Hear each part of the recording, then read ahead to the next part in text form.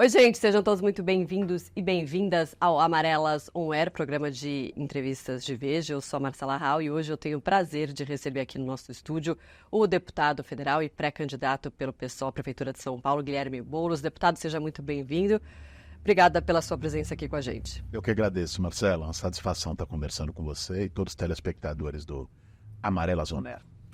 Deputado, bom, a gente teve esse desfecho, né, do caso Marielle depois de 6 anos com a prisão de um deputado federal, de um conselheiro do Tribunal de Contas do Estado do Rio de Janeiro e também do ex-delegado da Polícia Civil do Rio de Janeiro envolvidos na morte de Marielle. Então, são os mandantes da morte de Marielle. Como que o senhor viu isso?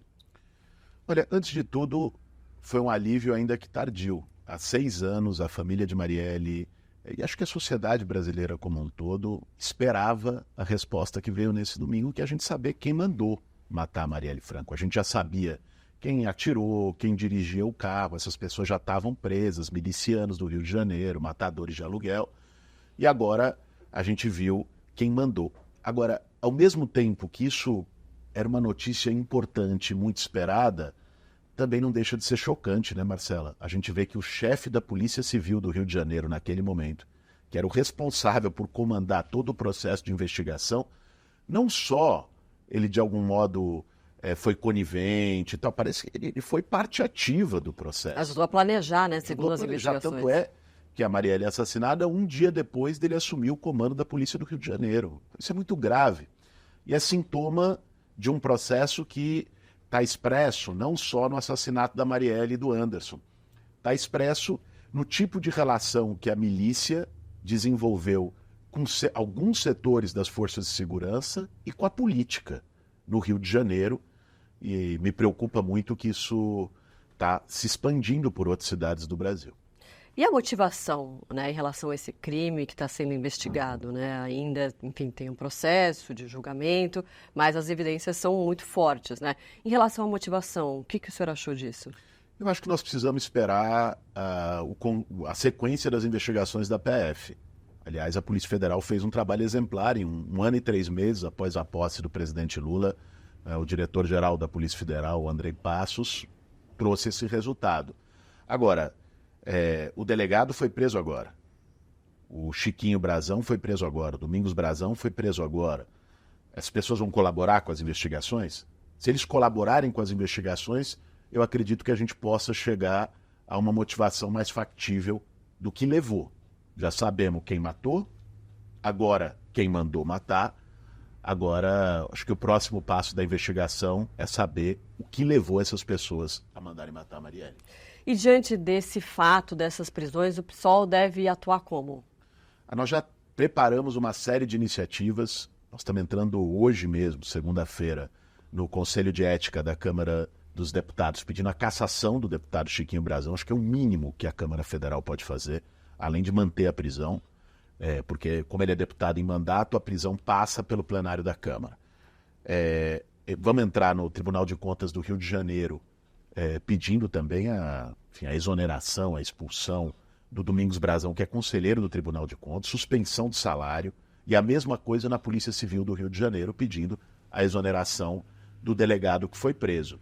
E, ao mesmo tempo, vamos buscar uma interlocução com o ministro Alexandre de Moraes, com a Polícia Federal, para colocar as nossas preocupações e entender como está sendo pensado a sequência das investigações. O senhor tem recebido ameaças de morte, inclusive, ameaças graves, inclusive está até contando com uma segurança maior, não é? Como que o senhor tem visto isso e se, de fato, o senhor acha que tem algum tipo de motivação política nessas ameaças? Marcela, certamente tem. Eu não vou fazer acusações levianas, ilações, de onde vem, porque não sei. Tanto é que coloquei isso nas mãos da Polícia Federal. Nós juntamos todas as ameaças, mandamos para o diretor-geral da PF, e a PF está investigando. Algumas dessas ameaças, inclusive, eram identificadas, algumas anônimas, outras identificadas. Então a PF vai chamar essas pessoas que me ameaçaram publicamente em rede social, por WhatsApp, para se explicar, para se colocar. Então confio que a Polícia Federal vai fazer essa investigação. Agora, eu não posso deixar de dizer uma coisa. Eu sou pré-candidato a prefeito de São Paulo. cidade de São Paulo tem 112 bilhões de reais de orçamento. E nós temos denunciado de maneira consistente o mau uso desse dinheiro público, problemas reais com contratos da prefeitura. Isso mexe com interesses econômicos, eu estou dizendo, de setores que acham que a prefeitura é uma forma de ganhar dinheiro fácil.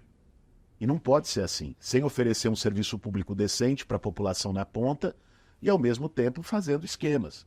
Nós denunciamos ao Tribunal de Contas e ao Ministério Público o esquema das obras sem licitação, conduzida pelo atual prefeito, e com participação de várias empresas, inclusive um caso assim, chega a ser grotesco, de 50 milhões de reais em obras sem licitação, ou seja, o próprio prefeito que escolheu a empresa, e a empresa que recebeu esses 50 milhões, o dono é o compadre dele, padrinho da filha dele, sem nenhuma transparência.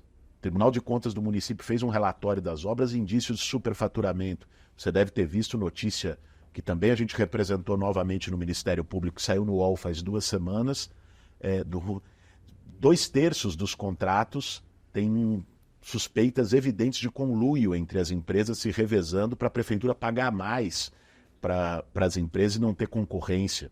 Ou seja, nós temos um cenário hoje muito crítico na gestão pública de São Paulo. Esse é um elemento. Mas estão superfaturando tudo. Superfaturaram garrafa d'água no carnaval. Quer dizer, superfaturaram boneca de criança.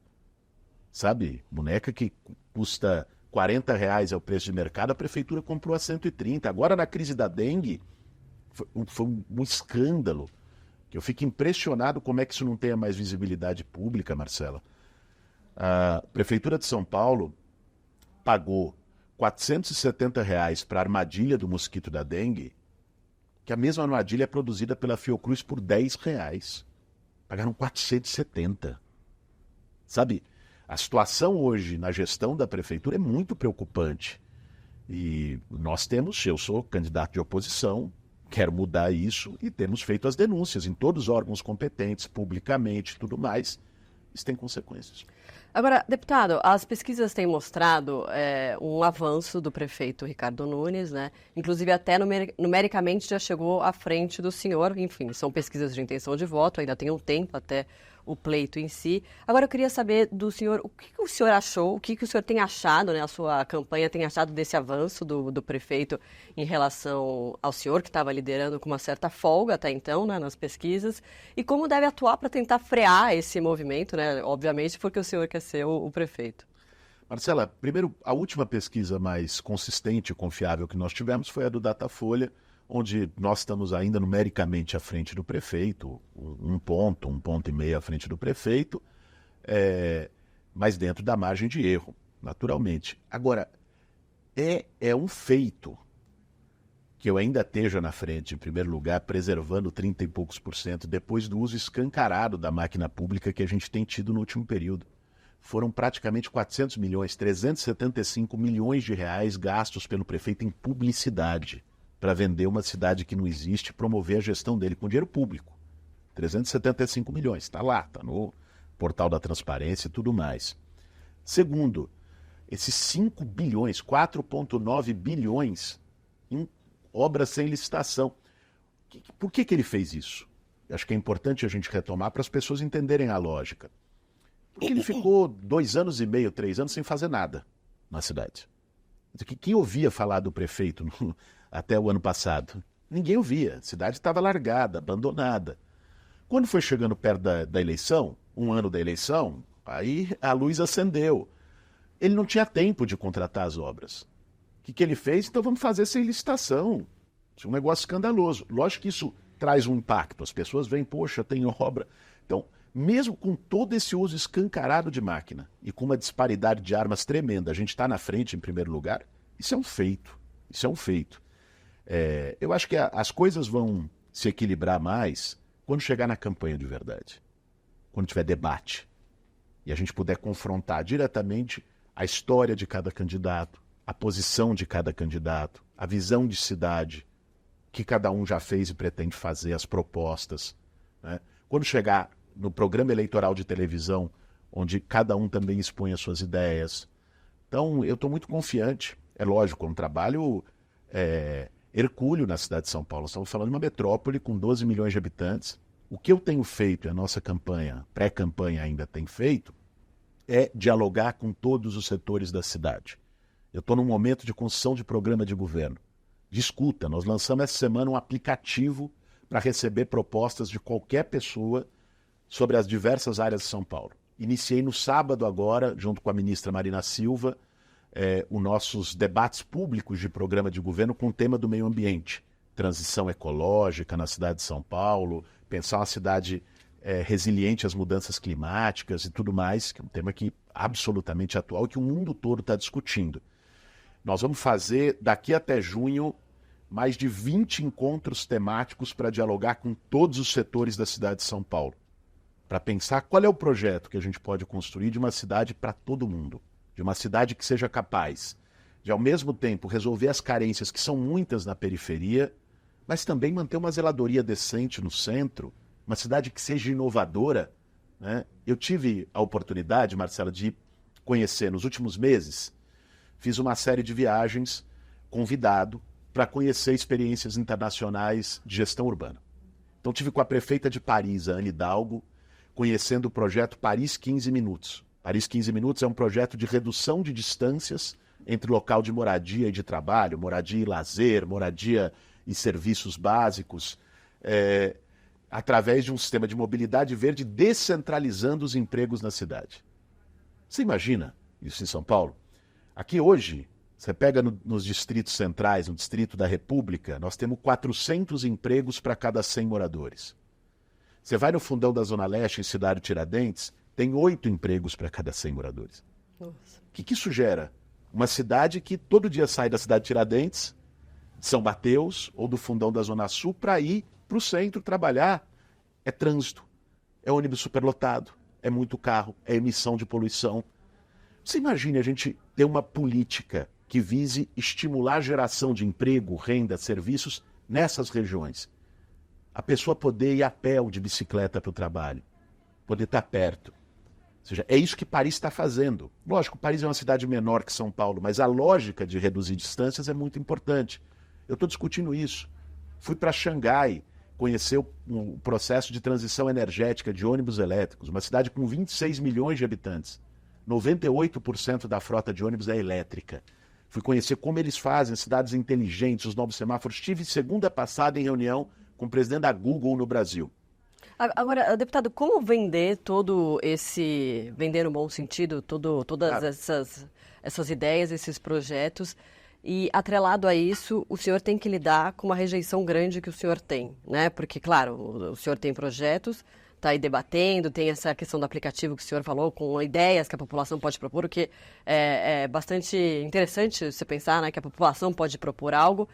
E agora, a minha dúvida é, como que a população, como que o eleitor de São Paulo vai olhar para o senhor, aquele eleitor que tem uma rejeição, e falar, não, mas os projetos são bons, eu vou votar nele? Olha, nós estamos construindo, com esse processo, Marcela, um diálogo com a cidade toda. Uma eleição polarizada, como tem sido no Brasil e vai ser novamente em São Paulo, ela envolve muito acirramento e, lamentavelmente, muita mentira, muita fake news. Meu adversário tem se baseado nisso. Em vez de atuar na prefeitura de São Paulo, com tanto problema, 4 dias de apagão e o prefeito omisso, sem fazer nada, comentarista de Twitter, coisa assim. São Paulo precisa de liderança, né? Precisa ter comando, não um prefeito que deixa a cidade, né, ali à própria sorte. Ele tem atacado muito, pegando caricaturas, fake news, porque o Boulos é invasor, né? Pode dizer coisas absurdas, de ramais, assim, coisas absolutamente sem pé nem cabeça. Isso pode pegar numa parte da população e nós vamos dialogar com esse setor. Eu vou mostrar para as pessoas que uma coisa é a fake news, outra coisa é a realidade. Às vezes as pessoas têm uma ideia sobre capacidade de diálogo e tal. Marcela, eu estou como deputado há 1 ano e 2 meses. Em 1 ano e 2 meses, eu aprovei 3 projetos de lei. Coisa que o ex-presidente da República, o Bolsonaro, demorou 27 anos para aprovar 2. Em 1 ano e 3 meses, eu aprovei 3 projetos de lei. Projetos de combate à fome, que foi o das cozinhas solidárias, já sancionado pelo presidente da República, já em orçamento. O projeto de combate ao golpe do consignado, que os aposentados sofriam muito e ainda sofrem, porque ele ainda não foi sancionado, está passando agora pelo Senado, mas nós aprovamos na Câmara. O projeto de monitoramento das políticas sociais de combate à desigualdade no Brasil, porque às vezes você tem um monte de política e ninguém avalia se a política está funcionando, se não está, como tem que alterar. Todos os países do mundo fazem isso. Então aprovamos esse projeto de lei também. E aprovei com votos de partidos que pensam ideologicamente diferente de mim. Com votos do União Brasil, do PSDB, do Republicanos, do MDB. Isso é diálogo. Veja, todos conhecem minhas posições. Eu estou na política, diferente de muitos, inclusive, não para ganhar dinheiro ou ter privilégio pessoal, para defender lobbies, interesses ocultos. Eu estou na política porque eu acredito que a política é a ferramenta mais poderosa e mais fascinante que nós temos para mudar a sociedade, para melhorar a vida das pessoas, para reduzir as injustiças, as desigualdades. E é isso que me move. Mas só se me permite Claro.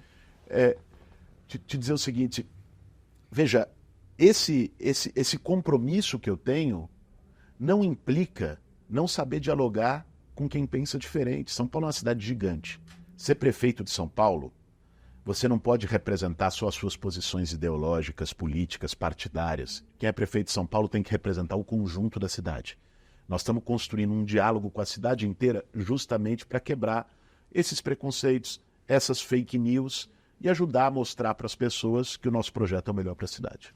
Deputado, o senhor falou, né, dessa imagem que o prefeito tenta colar no senhor de invasor, enfim, porque o senhor foi um dos fundadores do MTST. Não sei qual que é a relação que o senhor tem com o movimento hoje em dia, qual que é? Hoje, como eu estou como parlamentar, estou na vida política, não faço parte mais da coordenação, da atuação do movimento, mas participei da coordenação por muito tempo e sigo muito ligado. E como desvincular a imagem do Boulos, político, né, futuro prefeito, que é o que o senhor quer ser, com essa imagem que é tão atrelada ao senhor, do invasor, enfim, como desmistificar isso? Assim? Eu acho que tem que ter um trabalho, né, da campanha para que tenha uma imagem, porque o eleitor de São Paulo ele não é nem tanto direita, extrema-direita, nem extrema-esquerda. Ele é mais centro, digamos assim, né? Eu não sei se é essa a palavra, mas ele tem esse perfil que não é nem um nem outro, nem um extremo nem outro. Como que o senhor pretende chegar nesse eleitor, né? E desmistificar essa imagem? Marcela, falando a verdade, que o movimento social, qual eu tenho o maior orgulho de ter participado durante 20 anos na minha vida, aprendi muito com as pessoas do movimento de uma lição prática de vida. Tem lições que você tem na escola. Eu me formei em filosofia na USP, fiz especialização em psicologia clínica na PUC, fiz meu mestrado em psiquiatria na Faculdade de Medicina da USP, sou professor, dei aula em várias instituições, antes de estar no parlamento agora. Agora, as maiores lições que eu aprendi na minha vida não foi no banco de escola. Foram lições de vida, de valores, de sensibilidade, às vezes de pessoas que não sabiam ler e escrever o nome. O movimento social me permitiu esse aprendizado. Eu tenho um orgulho. E o movimento não invade e nunca invadiu casa de ninguém, ao contrário, o movimento dá casa para as pessoas. Nós já demos mais de 15 mil moradias para pessoas que não tinham nada, que estavam em áreas de risco, que estavam morando na rua, que estavam numa favela, em situação precária, gente que não conseguia dormir à noite quando chovia, com medo da água subir e entrar na casa. Nós demos casa digna para essas pessoas. O maior empreendimento de habitação social da cidade de São Paulo hoje em curso, se chama Copa do Povo, em Itaquera, com 2.650 apartamentos. É uma parceria do Movimento Sem Teto com o governo Lula pelo Minha Casa Minha Vida Entidades. Eu tenho um orgulho disso. O que o movimento faz é denunciar, e fez ao longo da sua história, imóveis que estão em situação ilegal. Saiu agora no IBGE, não sei se você viu, foi agora, poucos dias, que 1 a cada 5 imóveis do centro estão vazios. E é isso que gera o abandono no centro, que as pessoas não conseguem mais ir lá. Isso é ilegal. Nós temos lei, o Estatuto da Cidade, que diz, olha, um imóvel abandonado, e aqui não é a casa que você deixou para alugar, não é disso não. Não é o espólio que você recebeu direito, não, é um imóvel que está abandonado há 20, 30 anos, especulando, que deve mais imposto que o valor do próprio imóvel. São esses imóveis que o movimento questiona, para que a lei seja cumprida, sejam desapropriados e virem moradia social. Você imagine esses imóveis que estão hoje largados. Você passa no centro da cidade, tudo pichado, aquele imóvel fechado com tijolo na entrada. Você imagine aquele imóvel ser reformado, um retrofit, deixar ele bonito, levar gente, botar um comércio no térreo, né? Fazer espaço cultural. Eu levei para o presidente Lula, fui conversar com o Stefanuto, presidente do INSS, e o INSS tem dezenas de imóveis abandonados, não só em São Paulo, em outras capitais. Sabe por quê? Não, porque o que o INSS vai fazer com o imóvel? Não tem nada a ver. Só que ele ganha de execução. Às vezes tem dívida previdenciária de uma empresa, não paga, executa o imóvel e fica lá largado por anos. Eu falei, Stefanuto, vamos juntar isso aí e levar para o presidente Lula? Ele topou, fez um inventário, levei para a mesa do presidente Lula. O presidente Lula lançou no mês passado um projeto para revitalizar mais de 400 imóveis da União nos centros de cidades de capitais brasileiras. Essa é a atuação do movimento social. E é isso que eu vou mostrar para as pessoas.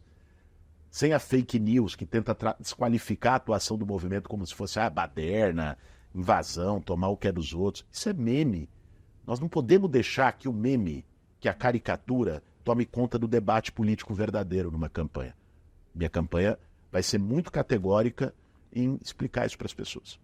Agora, deputado, qual que é o impacto do apoio do presidente Lula na campanha do senhor? A gente sabe que teve uma pesquisa recente mostrando a avaliação do governo Lula que caiu de uma forma expressiva aqui na cidade de São Paulo, especificamente, né, já que a gente está falando de eleição municipal. Como que o senhor vê o reflexo disso na sua campanha? Marcela, por mais que tenha tido uma variação dos números na avaliação do presidente, a avaliação do presidente ainda é muito mais positiva na cidade de São Paulo do que negativa.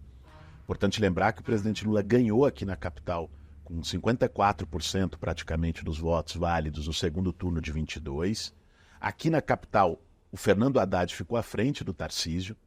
É bom lembrar, porque às vezes tem esse estereótipo, São Paulo é conservador. São Paulo elegeu Luiz Erundina em 1988, uma mulher nordestina, né, que veio do Partido dos Trabalhadores. Depois São Paulo elegeu Marta Suplicy, que eu tenho a honra de ter hoje como minha companheira de chapa, vai ser minha vice na eleição. Depois São Paulo elegeu Fernando Haddad. Então, assim, não é verdade que São Paulo seja uma cidade conservadora. São Paulo ajudou a derrotar o Bolsonaro na eleição do ano passado, dando mais votos para o Lula do que para o Bolsonaro. E o presidente Lula vai ter um papel muito importante na minha campanha, né? Já está tendo, eu tenho discutido junto com ele e com o governo, que políticas do governo federal nós temos que trazer para São Paulo, a despeito de ter um prefeito que não busca parceria com o governo federal. Impressionante. O prefeito atual está criando dificuldade para as pessoas fazerem o cadastro único no CRAS. Não sei se todo mundo sabe, o cadastro único é o cadastro que permite o acesso a todas as políticas sociais. Bolsa Família, Minha Casa Minha Vida, agora a Bolsa do Ensino Médio, né? E ele está botando prazo, criando fila para as pessoas fazerem o cadastro único. É uma coisa, sabe, birrinha política pequena?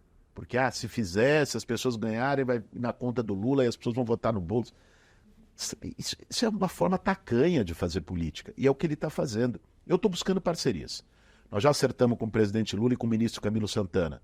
Início de obra da Universidade Federal em Itaquera, na Zona Leste. Primeira Universidade Federal na periferia. 2 institutos federais na cidade. Um em Cidade Tiradentes, no extremo leste, outro no Jardim Ângela, no extremo sul. Estamos fechando os diálogos para o Hospital Federal em Santo Amaro para atender toda a Zona Sul. Policlínicas na Zona Leste. Nós estamos construindo um conjunto de ações para o governo federal investir em São Paulo que com certeza as pessoas vão ver. E isso impacta também na aprovação do presidente. Agora, a pergunta sobre cabo eleitoral precisa ser feita para o meu adversário, porque ele tem o Bolsonaro como cabo eleitoral, como apoiador, e a mesma pesquisa da Datafolha que mostrou uma variação negativa na aprovação do presidente Lula, mostrou que 64% dos paulistanos não votariam em um candidato apoiado pelo Bolsonaro. E aí o Ricardo Nunes, coitado, fica nessa do bolsonarista envergonhado. Ele sabe desses dados, então ele fica tentando dizer, eu não sou, mas aí vai no palanque na Avenida Paulista. Ele que está numa saia justa. Eu estou muito feliz com o apoio que eu tenho do presidente Lula. E, deputado, o senhor acha que a esquerda tem tido um problema ali, uma dificuldade de mobilização? Nesse final de semana tiveram atos que foram marcados, né, pela esquerda e que ficaram esvaziados.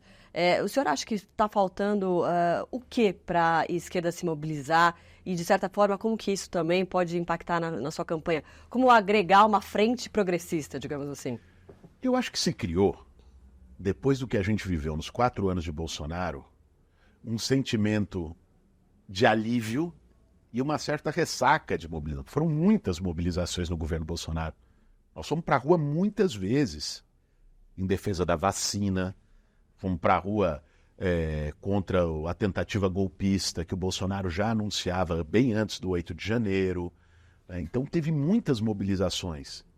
Como a gente conseguiu eleger o presidente Lula, isso gerou meio que uma certa acomodação da militância de esquerda. Mas eu acho sim que é preciso retomar as ruas, porque se você deixa as ruas só com quem defende posturas antidemocráticas, isso é perigoso para a sociedade. Eu sempre defendi isso.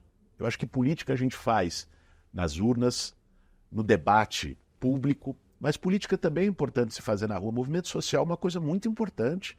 Se não fosse um movimento social chamado Direta Já, a gente não estava aqui conversando hoje.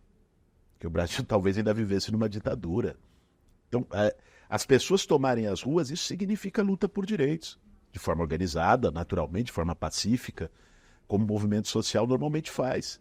Então, eu acho sim que é preciso dar uma injeção de mobilização. Eu acho que os setores estão percebendo isso, os movimentos sociais. O que aconteceu nesse final de semana foi um ensaio, um primeiro ensaio.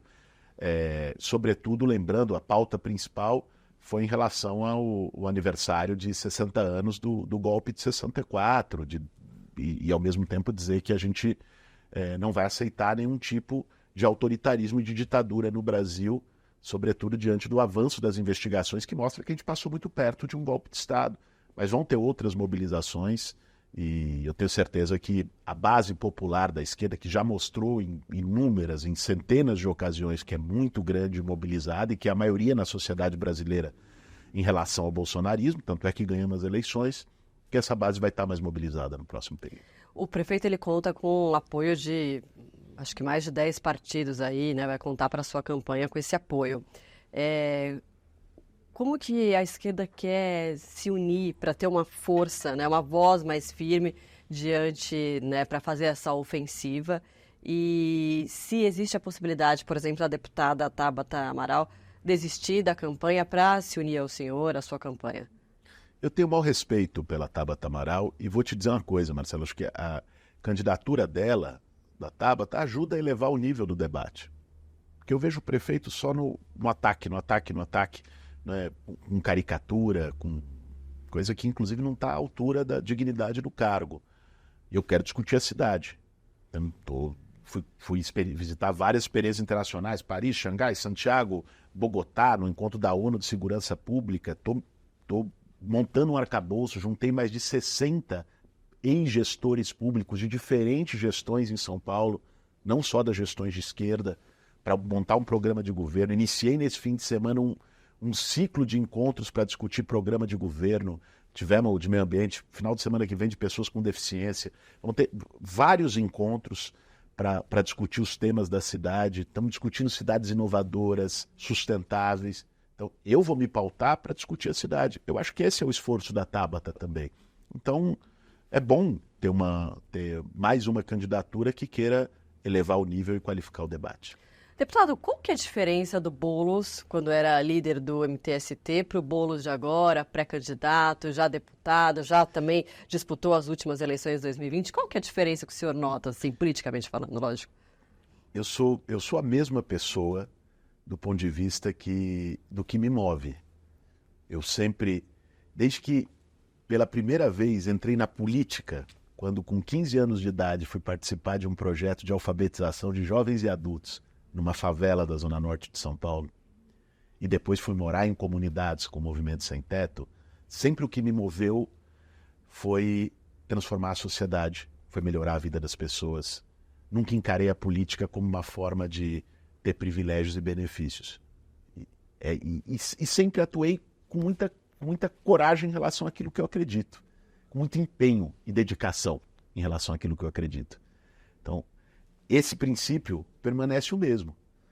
Agora, com o tempo, e hoje eu estou numa posição diferente, que não é de liderança de movimento social, mas é de representante político eleito, a gente tem aprendizados e a gente tem amadurecimentos também com o tempo, né? E algumas coisas eu aprendi nesse processo. Eu aprendi, por exemplo, que para a gente alcançar resultados fortes e verdadeiros na política, você precisa aprender a dialogar com quem pensa diferente, né? E estou fazendo isso diariamente no Congresso Nacional, como disse para você, aprovei 3 projetos de lei dessa forma, com votação de partidos que são bem diferentes da que eu tenho, do meu campo político. Aprendi que é preciso você ter amplitude, escuta, né, para que você construa uma frente que possa convencer pessoas e não apenas ficar pregando para convertido num debate de campanha eleitoral. Então, o tempo é um senhor que nos faz ir temperando. O que eu acho que é importante é amadurecer sem amolecer. Amadurecer sem deixar de ter aquela chama dentro de você para mudança. Sabe por quê? Porque senão você vira um político qualquer que só pensa em poder e que só pensa em reeleição. Isso é uma coisa que eu nunca vou virar. E nunca, assim, é uma coisa que eu quero passar longe. Agora, sabendo que esses valores que eu sempre acreditei na política precisam ser mediados por diálogo. Ser prefeito de São Paulo. Ser prefeito de São Paulo não pode ser defender apenas aquilo que eu acredito, que eu tenho como princípio, ou que o meu partido acredita. Ser prefeito da maior metrópole da América Latina significa você ter que mediar posições, você ter que buscar consensos. É lógico que tem princípios dos quais você não pode abrir mão, porque senão nem vale a pena estar na política, se não for para fazer aquilo que você acredita. Mas você precisa fazer isso de uma forma que seja o menos conflitiva possível com vários setores e que você busque fazer a cidade como um todo avançar. Isso foi algo que eu tive como aprendizado nos meus últimos anos de atuação. Depois de muita terapia, tô brincando. O senhor aliás, tem uma formação, claro, né, como psicanalista, não é? Eu cheguei a clinicar, Marcelo. Olha. Cheguei a clinicar, tive um consultório. Eu me formei em filosofia. No último ano da faculdade, eu fui dar aula em escola pública. Nem estava formado ainda, porque foi o período que se tornou obrigatório, por lei, filosofia no ensino médio e não tinha professor. Aí o Estado chamou ultimonistas para dar aula. E eu me inscrevi, fiz atribuição de aula e fui dar aula numa escola lá na periferia de Embu das Artes. E foi minha primeira experiência como professor, que aliás foi incrível e me ensinou também muito, né? Sobre educação e política para a educação, a necessidade de você integrar a educação com cultura, com lazer. Você sabe que eu me lembro que uma coisa que me fascinou, eu estava ali, professor de filosofia. Filosofia é você buscar ensinar e estimular as pessoas a pensarem criticamente. A filosofia é isso, é um pensamento crítico. E eu tentava ali, aí um dia foi um grupo de slam, de poesia, de batalha de rima na escola. E eles conseguiram, que eu estava tentando aulas, em 1 hora eles conseguiram despertar. Então, ali eu peguei, olha, cultura e educação precisam andar juntas nas escolas. Depois eu tive a oportunidade de estudar psicanálise, me formei, né? Psicanálise, você sabe, não tem faculdade, existe faculdade de psicologia e psiquiatria, mas psicanálise é um curso extracurricular, fora a faculdade, fiz escola lacaniana, fiz a especialização em teoria de psicologia clínica no COGEA e da PUC, depois fiz meu mestrado em psiquiatria no IPQ da USP e tive a oportunidade de clinicar, e a psicanálise, olha, além de ser algo extraordinário pessoalmente para cada um de nós, para o autoconhecimento, para a gente lidar melhor com as frustrações. Mas você chegou a fazer terapia? Fiz 7 anos de terapia. Fez bastante. Olha, recomendo a todos e todas. E isso é o que me permitiu hoje estar no Congresso Nacional e conseguir viver a vida, porque ali só a psiquiatria, a psicanálise, você conseguir aguentar. Dá para falar num Boulos mais paz e amor ou não? Olha, hoje, certamente, eu sou uma pessoa que aprendeu a lidar com as coisas respirando um pouquinho mais. Antes, eu vi uma injustiça, uma situação, e minha vontade, ele subiu o sangue, era agir de imediato. Hoje, eu vejo essa injustiça, ela me indigna do mesmo jeito que me indignava antes. Mas eu consigo respirar e pensar que, às vezes, ali, aquela reação pronta pode não ser a mais eficaz. Que talvez a reação mais eficaz, mais estratégica, que vai ajudar melhor a resolver aquela injustiça, não seja reagir com raiva ali na hora. Seja conseguir pegar essa indignação e transformar ela em potência, em força de ação para agir na política e resolver o problema, né? Acho que essa foi a mudança que eu tive. Eu continuo me indignando quando vejo uma criança na rua, do mesmo jeito que eu me indignava há 25 anos atrás, quando eu entrei no Movimento Sem Teto. Ainda mais hoje, acho que hoje até mais, Marcela, porque hoje eu sou pai de 2 meninas. E cada criança que eu vejo na rua, eu não consigo deixar de lembrar das minhas filhas. E de pensar, e isso, a gente recuperar a capacidade de sentir uma dor que não é nossa. Nossa sociedade, ela foi se brutalizando muito. A gente foi vendo alguém com fome num semáforo com uma plaquinha, uma criança jogada na rua, um idoso sendo maltratado, uma pessoa com deficiência sem nenhum auxílio. E a gente foi naturalizando. É tanto sofrimento, é tanta dor que a gente foi naturalizando. Essa indignação ainda tenho muito viva. E o senhor até se emocionou, né? Porque é o que me move todos os dias. Mas hoje eu aprendi a lidar com ela de uma forma com menos raiva, mas tentando ter uma transformação que seja mais eficaz. E acho que a política é um instrumento para isso. Por isso que eu quero ser prefeito de São Paulo. Prefeito, só para prefeito. Olha aqui eu. Candidato, pré-candidato, não pode nem falar candidato, é pré-candidato à Prefeitura de São Paulo.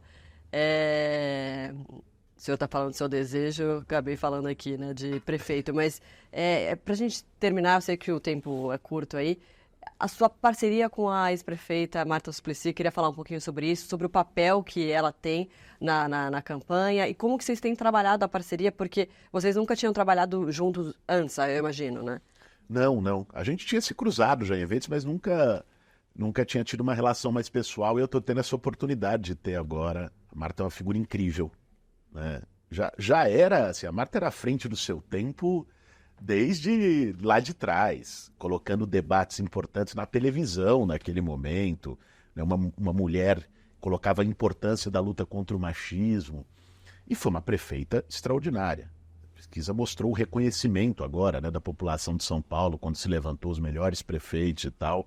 Aliás, tanto a Marta, quanto a Erundina, quanto a Haddad, estavam ali os 3 entre os 4, né, mais citados. E a Marta fez os céus, a Marta fez o bilhete único. Você consegue imaginar hoje quem pega ônibus em São Paulo, a cidade sem o bilhete único? Não existia até a Marta. Quem vive nas periferias e não tinha nada. Agora, nesse calorzão, eu vi outro dia uma cena que, ao mesmo tempo, é importante, mas é também triste. Não sei se você viu, saiu nos jornais, de crianças pulando o portão do céu para poder usar a piscina, nessa onda de calor que nós estamos tendo. Porra, onda de calor, a piscina devia estar aberta, em primeiro lugar. Ninguém devia precisar, uma criança, um jovem, um adolescente, pular o portão do céu, que devia estar aberta, mas muitas crianças, muitos jovens nunca tinham tido acesso a uma piscina, a um teatro, a uma aula de violão na vida. E foram ter no céu, feito pela Marta. Então, tem uma coisa de realização, vai e volta, transporte escolar gratuito, começou os corredores de ônibus. A Marta traz um legado para a cidade que é muito valioso. Então, poder contar com uma pessoa como ela, com essa experiência, ela acumula para o nosso projeto a experiência de gestão. Acho que isso fortalece muito a alternativa que nós estamos construindo para a cidade de São Paulo. Muito bom, deputado. Obrigada pela sua entrevista aqui com a gente. Deputado federal Guilherme Boulos, pré-candidato à Prefeitura de São Paulo pelo PSOL. Obrigada e até uma próxima. Eu que agradeço, Marcela, você, a todo mundo que nos acompanhou aí no Amarela Zone Air, e até a próxima. E obrigada a você que nos acompanhou. Lembrando que essa entrevista fica disponível no site de Veja, também no YouTube e nas nossas redes sociais. Até uma próxima. Tchau, tchau.